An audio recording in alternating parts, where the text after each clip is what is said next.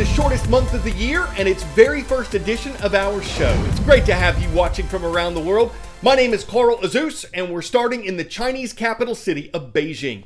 In 3 days, the 2022 Winter Olympic Games begin. Like last summer's events in Tokyo, Japan, there are a lot of unique restrictions in place here because of coronavirus concerns. China has some of the strictest rules on the planet, and they include the country's closed-loop system for the Olympics. This aims to keep people involved in the Games separate from the Chinese public in the hope of preventing the spread of COVID. Unless their country's Olympic Committee requires them to be vaccinated, athletes don't have to be inoculated to compete, but those who aren't needed to arrive in Beijing weeks ago because the International Olympic Committee has a mandatory 21-day quarantine requirement before they're able to move around. And everyone, regardless of vaccination status, has to be tested daily. Will this keep COVID out of the Olympics? No. Organizers say their goal is zero spread, not zero cases, as they do expect people will test positive. Has anyone involved in these games tested positive yet? Yes. Dozens of people, some before they left their home countries, others after they arrived in Beijing. For some of the athletes with COVID, it means their Olympic dream is over, at least for the next 4 years, regardless of whether they have mild or no symptoms. But others are hoping they'll recover and test negative in advance of their events, in which case they will likely be allowed to compete. This is a big effort because roughly 3,000 athletes are expected to participate in these games, in addition to the coaches, support staff, and members of the media who go there.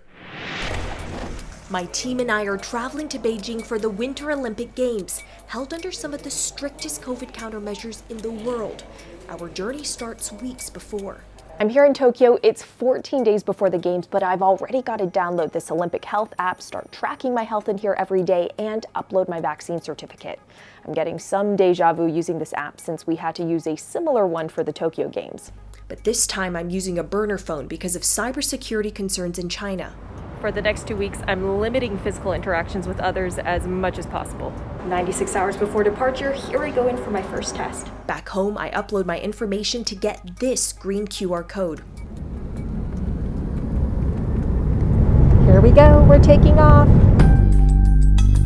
Just landed in Beijing. It's totally surreal. I haven't been back here since I moved about a year and a half ago. First thing I saw walking off the airplane is a sea of hazmat suits. Feels a bit more like going into a medical facility than the Olympic buzz you'd expect getting off the airplane.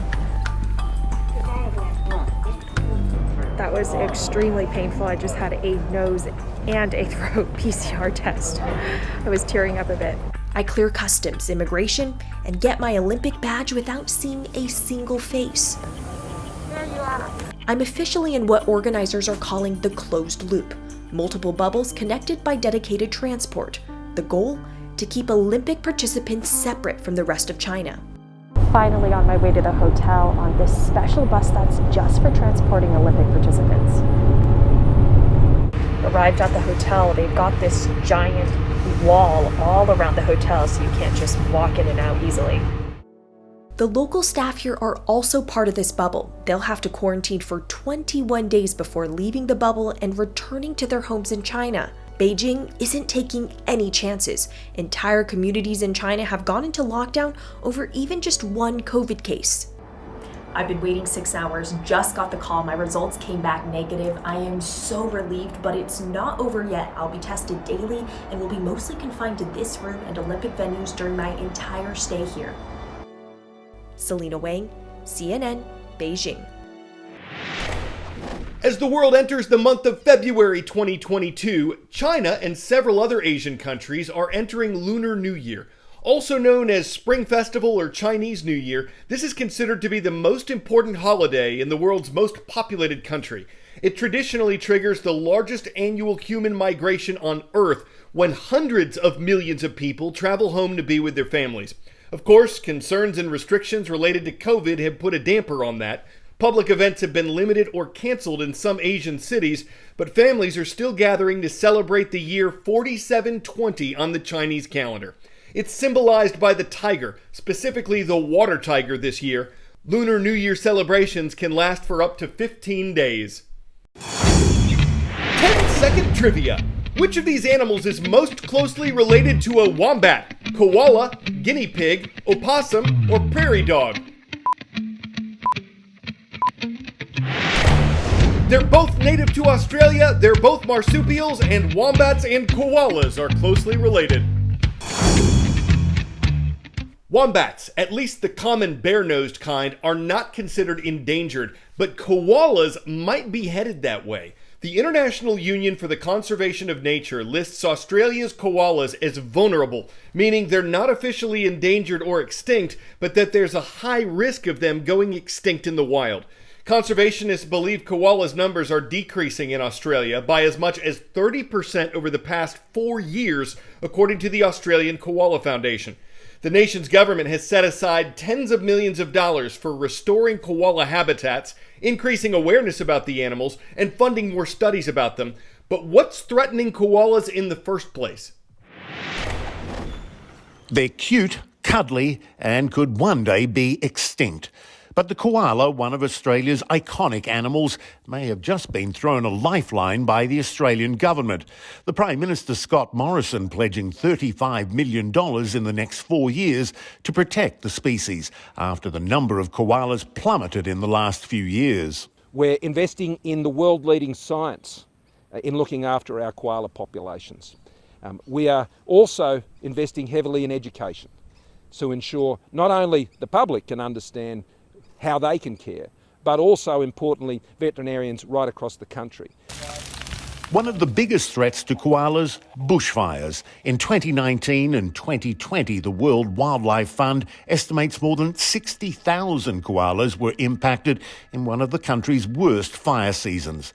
That's a dramatic loss, since estimates of their total numbers range from nearly 500,000 to fewer than 100,000 in the wild.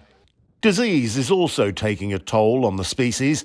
Wildlife conservationist Robert Irwin says the funds are coming at a critical time for koalas. They are on the thin edge of the wedge, and so any kind of support that we can get is greatly appreciated and very, very needed. Our environment is suffering at the moment, and so any steps that we can make toward a brighter future to make positive change. Some conservationists say money isn't enough.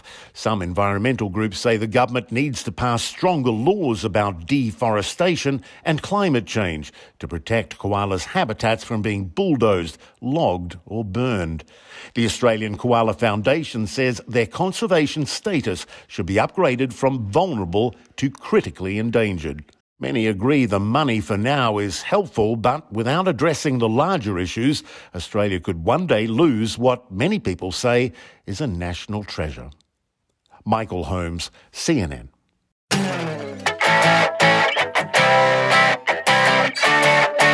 You don't necessarily need to organize a charity to help out a community. Sometimes you just need to get to work.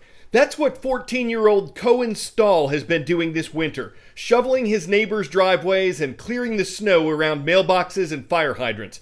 He had a quad ATV with a plow on it that he used for big sections and a shovel for smaller ones.